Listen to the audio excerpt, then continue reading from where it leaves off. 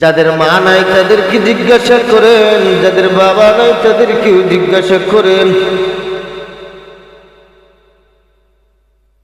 রাত্রে বেলা কাজ কাম শেষ করে যখন বাসায় ঢুকলো, বাসায় গিয়া মায়ের বিছানা যখন দেখে মার বিছানাটা গালি,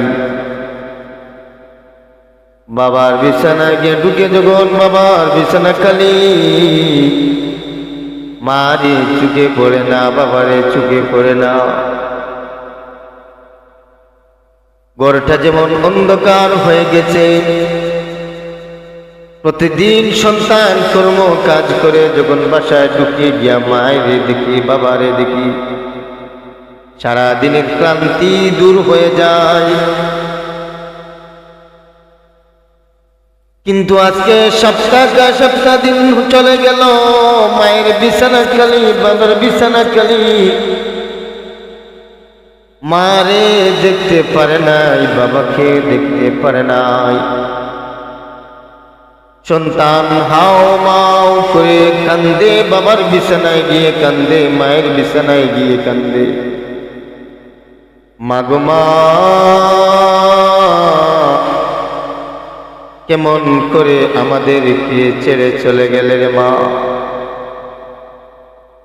বাবার বিছানায় গিয়ে বাবা বাবা বলে কাঁদতে কাঁদতেছে ছেলে,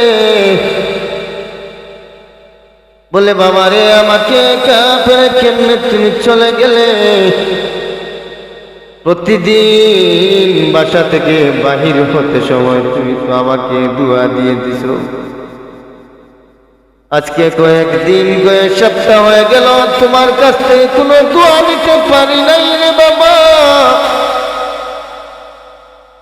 ওই অন্ধকার খবর কেমন অবস্থায় তুমি আছো গো বাবা, আমি তো জানি না। এই বলে সন্তান মায়ের বিছানায় একবার এসে কাঁদে, বাবার বিছানায় এসে একবার কাঁদে। এমন ভালোবাসার সন্তান, এমন মায়ের সন্তান যদি জমিনে কেউ রেখে যেতে পারো, তাহলে তোমার জন্যই শুধু কাঁদবে না, তোমার জন্য সদকায়ে জারি হিসাবে কবুল হয়ে যাবে। এই সমস্ত মাহফিলগুলোর মধ্যে সন্তান আছে, সন্তানের পকেটে তৌফিকার মান সদকা দান খয়রাতগুলো মাহফিলে চলে যায়। মাহফিলে গিয়া মা বাবার নামে সদকা দে, মা বাবা রুকু শোয়ার জন্য মাহফিলে সদকা দে, মসজিদের মধ্যে সদকা দে, মাদ্রাসার মধ্যে সদকা দে।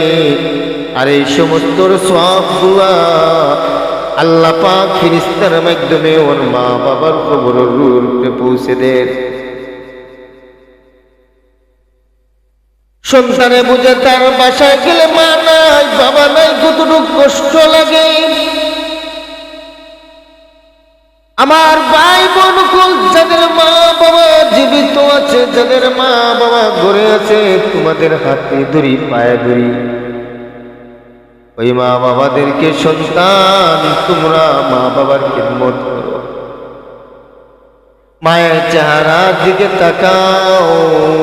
রাসূল বলেছেন, কোন সন্তানে যদি তার মা বাবার চেহারার দিকে এক নজরে তাকায়, মহান আল্লাহ পাক রব্বুল আলামিন ওই সন্তানের নামে আমল মকবুল হজের সওয়াব লিখে দেন। তোমার ঘরের মধ্যে তোমার হজ, তোমার মা তোমার জন্য হজ, তোমার বাবা তোমার জন্য হজ।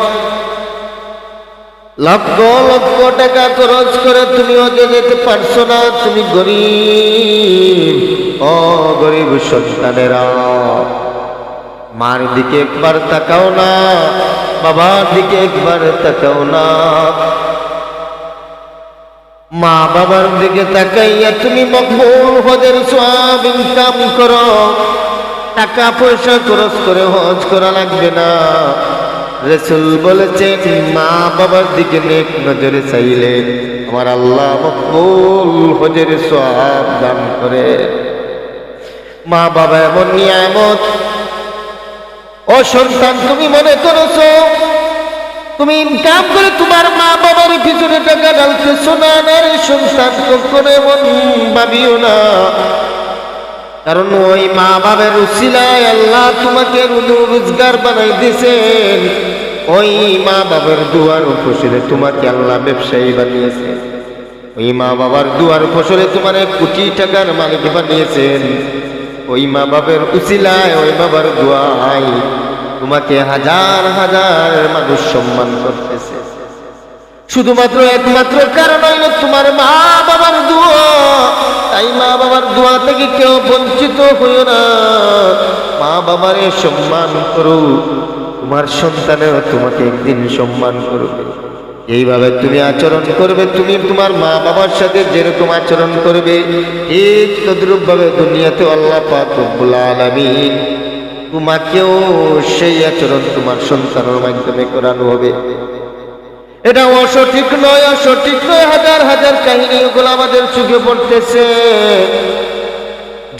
যারা মা বাবার সাথে এমন অত্যাচার করেছে, অন্যায় করেছে, অবিচার করেছে, তাদের সন্তানেরাও তাদের সাথে এমন অন্যায় করেছে, অবিচার করেছে।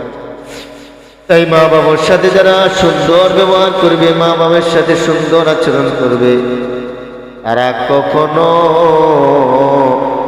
মা বাবার দোয়ায় বঞ্চিত হবে না। মা বাপ খুশি তো আল্লাহ খুশি, মা বাবা খুশি তো নবী খুশি, মা বাবা খুশি তো আল্লাহর আরশ খুশি। মা বাবা বেজার, আল্লাহর আরশ বেজার হয়ে যায়। মা বাবা বেজার তো রাসূল বেজার হয়ে যায়। মা বাবার সাথে এমন সুন্দর আচরণ করো রে সন্তান।